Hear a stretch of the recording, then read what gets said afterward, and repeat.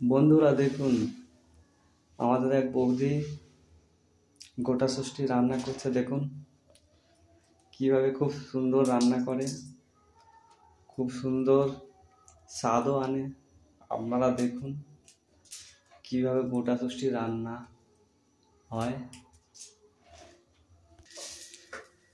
দেখুন কড়াই তেল দিয়েছে, লঙ্কা জিরে দিয়ে কেমনভাবে রান্না শুরু করেছে।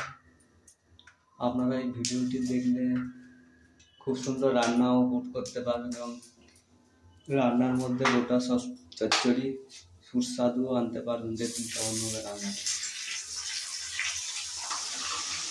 দেখুন বন্ধুরা, আপনারা কীভাবে স্বাদ আনবেন, এইভাবে রান্না করলে আপনারা খুব সুন্দর স্বাদও আনতে পারবেন।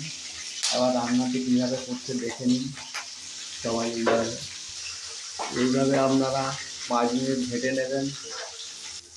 বন্ধুরা দেখুন, এইভাবে 5 মিনিট ভাজার পর আপনারা দেখুন সবজি কীভাবে কখন দেয় স্বাদ আনার জন্য। দেখুন কীভাবে রান্না করছে। এইভাবে রান্না করলে আপনাদের স্বাদ অপূর্ব হবে এবং মুখে লেগে থাকবেন।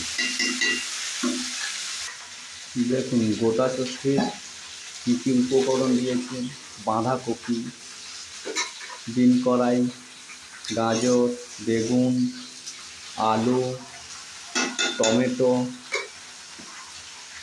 কুমড়ো। এইভাবে সব কিছু দিয়ে এমন স্বাদ আনতে পারবেন যে জীবনে মুখে লেগেও থাকবে। দেখুন এর মধ্যে আবার গোটা পালং শাক শিশোলা দেবেন, কচি দিলে অত স্বাদ আনতে পারবেন না।